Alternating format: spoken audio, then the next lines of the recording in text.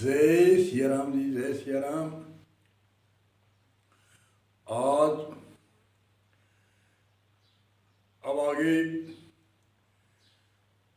रामनवमी, जैसे रामचंद्र जी का जन्म दिवस, रामनवमी का जन्म दिवस है, इसलिए सभी श्रोतागण को रामचंद्र जी एक ऐसे मर्यादा पुरुषोत्तम हुए जिन्होंने परिवार के मर्यादा,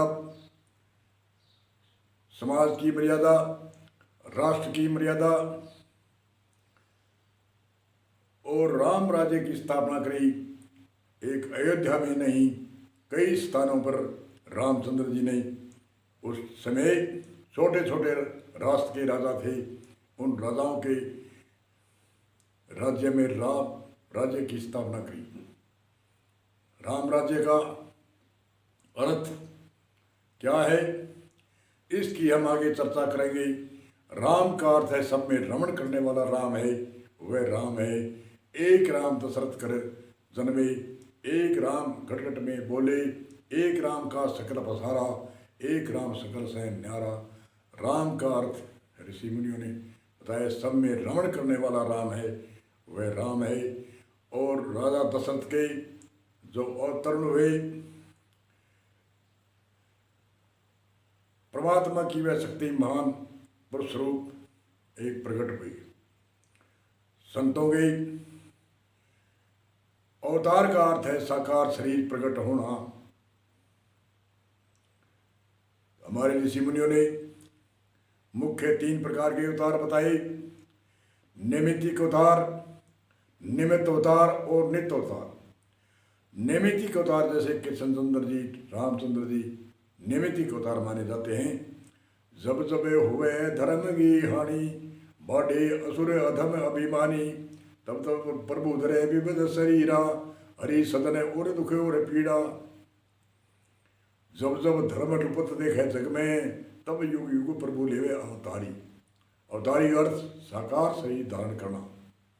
नैमित्तिक अवतार राजा कुल में अवतार होते हैं, जहाँ आगे सामग्री होती है तो श्याम द्याम दंड देने की जो शक्ति जहाँ वहाँ होती है, वहाँ पर ही प्रकट होते हैं, उसको कहते हैं नैमित्तिक अवतार। और निमित्त अवतार कहते हैं जैसे हिरण्यकश्यप को मारने के लिए सिंह का रूप धारण किया और सैन भगत की राजा की उन जैसे ही मूर्ति बना करके राजा की हजामत करी, क्योंकि सैन भगत के घर में ऋषि मुनि पधारे थे, उनकी सेवा में लग रहा था। उधर राजा का आदेश था अमुक समय में मेरी हजामत करनी है। उसको कहते हैं थोड़े काम के लिए परमात्मा की एक शक्ति प्रकट होती है, उनको कहते हैं निमित्त अवतार। और नैमित्तिक अवतार जैसे रामचंद्र जी, कृष्ण जी आदि को नैमित्तिक अवतार कहते हैं। जब जब हुए धर्म की हानि, बाढ़े असुर अधम अभिमानी, तब तब प्रभु धरे विविध शरीरा। विविध के अनेक प्रकार से। कृष्ण जी का शरीर अलग, बनावट अलग, नक्शा चेहरा अलग, और राम का अलग। उनके कार्य अलग, उनके कार्य अलग। दुष्टों का संहार तो उन्होंने किया, पर तो अलग अलग। और नित्य अवतार कहते हैं संत को। संत हमेशा नित्य अवतार होते हैं। एक संत की यति भी है, सदवाई हम निर्गुण निराकारा, कह जीवों हेत वपु धर आए, वपु के शरीर को धारण किया। और निर्गुण रूप साकार, निर्गुण से साकार रूप धारण किया। जिन जिने महारा मैर में जानिया, ताको किया भाव पारा। जिन जिने महारा मैर में जानिया, ताको किया भाव पारा। मूर्ख जीव समझा नहीं कहिए के, भर में रहा संसारा। सदवाई हम निर्गुण निराकारा, जीवो हेत वपु धर आए, निर्गुण रूप सकारा। मूर्ख जीव सतूल जानगे, किया नहीं इतबारा। ता कारण जगह मई भरमता, समझा नहीं किवारा। मूर्ख जीव का सतूल जान गए, इतबार नहीं किया।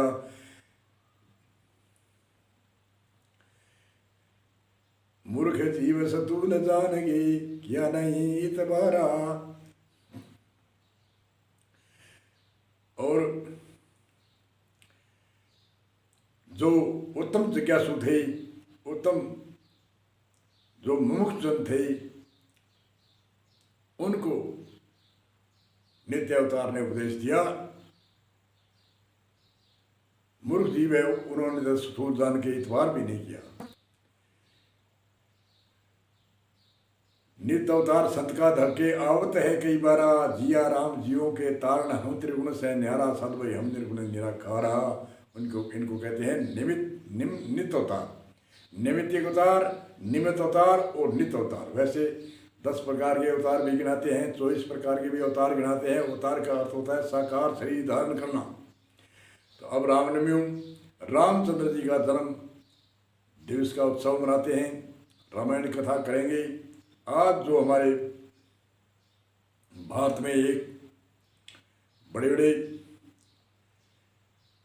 मंत्री भी आदेश करते हैं कि मठों में, मंदिरों में, घरों में रामायण की कथा होनी चाहिए।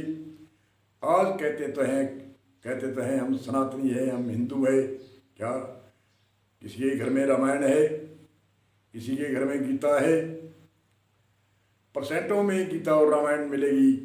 और पुराण, शास्त्र, वेद, संतों के जो इतिहास, जो भक्ति मार्ग में, जो राष्ट्र मार्ग में, जो देश भक्ति के लिए, जो आध्यात्मिक भक्ति के लिए जो भी इतिहास है, वह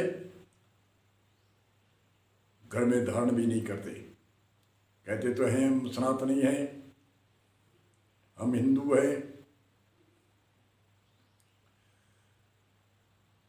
तो हमारे ऋषि मुनियों ने त्याग तपस्या कर गई, झुकी झोपड़ी में रह कर गई, पहाड़ों की कतरा में, गुफाओं में रह कर गई और धूप में रह कर के जो इतिहास लिखे वो कोई अपनी मान बढ़ाई के लिए नहीं लिखे, यश के लिए नहीं लिखे, वो उनको कोई प्रॉफिट करने के लिए नहीं लिखे, वो समाज के लिए, देश के लिए, हर मानव मात्र के लिए लिखे थे। उन इतिहासों को हम नहीं पढ़ते हैं, उनकी आज्ञा नहीं मानते हैं, तो हम ऋषि के कर्जदार है। मनुष्य के ऊपर 3 प्रकार के ऋण है, पितृ ऋण, देव ऋण और ऋषियों का ऋण। पितृ ऋण कहते हैं माता पिता की हम सेवा नहीं करते इसलिए पितृ ऋण है, तो माता पिता की सेवा करने से पितृ ऋण उतरता है। और देव ऋण कहते हैं जो देव 33 प्रकार के देव मुख्य हमारे शरीर में भी है, हमारे सारे संसार में भी है। देव मतलब जो देते हैं, लेते कुछ नहीं। देने वाले को देव कहते हैं, लेने वाले को देवता नहीं कहते हैं, उनको कहते हैं लेवता।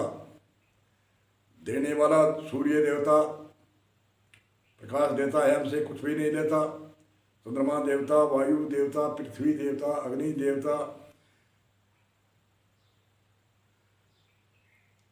मातृ देवता, पिता देवता, आचार्य देवता आदि आदि मुख्य हमारे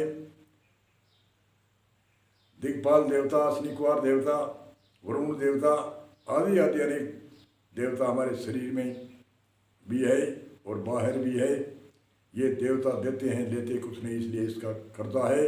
कर्जा हम चुका नहीं सकते हैं, परंतु उन कर्जे का एहसान हम करना चाहिए, उनको प्रणाम करना चाहिए, उनको नमस्कार करना चाहिए, उनको हमारे दिल में आना चाहिए। कृतघ्नी नहीं होना चाहिए। कृतघ्नी जो करे हुए उपकार को नहीं मानता उसको कहते हैं कृतघ्नी। तो हम कृतघ्नी हैं जो देवता देते हैं और उनका उपकार हम नहीं देते।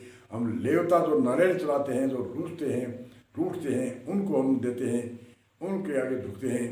जो देवता देने वाले हैं उनको नमस्कार भी नहीं करते हैं, उनको याद भी नहीं करते हैं। इसलिए हम सनातनी हो, हर मानव मात्र चाहे कोई भी हो, जन्मे जाए थे सब शूद्र, जन्म से सभी शूद्र है। वेद पढ़े सो विप्र है, ब्रह्म चिन्हे सो ब्राह्मण है।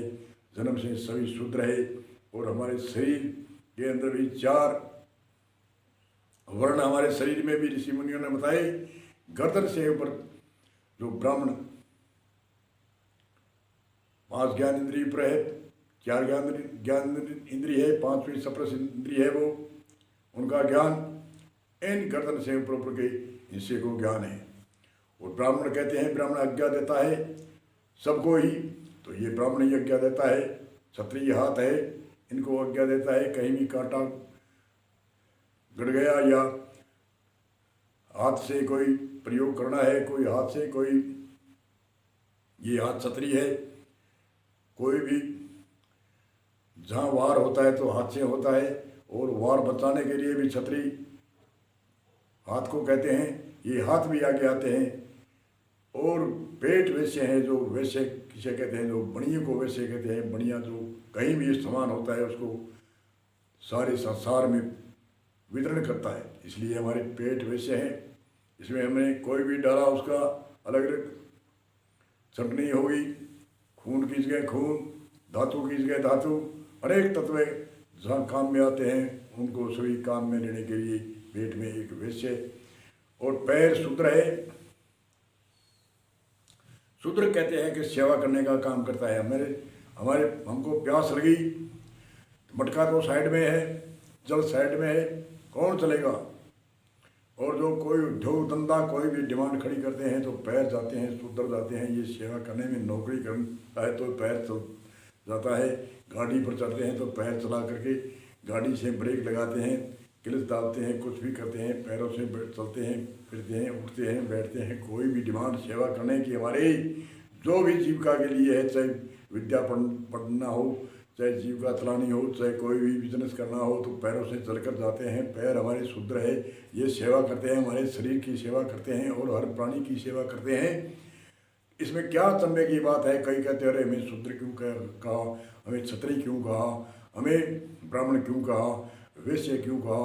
हमारे ऋषि मुनियों ने जो व्यवस्था थी, उन व्यवस्था का जो व्यवस्था करने की जो जगह थी उनकी अलग अलग। कोई घर के अंदर रहते हैं, कोई गेट पर रहता है, संतरी है और घर की देखभाल करता है, मालिक है, इधर उधर से सामान जाता है, वैश्य का जो व्यापार का काम करता है, कोई कच्चा मटेरियल जाता है, वह सेवादार है। अलग अलग व्यवस्था के कारण ऋषि मुनियों ने नाम रखे है। जन्म से तो सभी शूद्र है, जन्मे जाए थे सब शूद्रे, वेद पढ़े सो भी प्रब्रह्म चिन्हे सोई ब्राह्मण है। ऋषि मुनियों की यही डंडोरा है, ये उपदेश है। इन उपदेश को धारण करके हम द्वेष की भावना को छोड़ करके, छुआछूत की भावना को छोड़ करके, हर मानव मात्र एक है, जन्मे जाए थे सब सूर्य, जन्म से सभी परमात्मा के अंश है, परमात्मा के जीव है। बाहर आकर के हम जो बंटवारा किया है, ये धर्म है, ये धर्म है, ये धर्म नहीं है, हमारे एक चिन्ह है, इन चिन्हों के पीछे हम भाग रहे हैं। धर्म क्या है, धर्म को हमने धारण भी नहीं किया। धर्म को हमने धारण करते हैं तो हमें भेदभाव की कहीं गुंजाइश भी नहीं रहती। इसलिए इसी सूत्र को हम विराम देते हैं। अगले सूत्र में बताएंगे। बोलो जय श्री राम जी।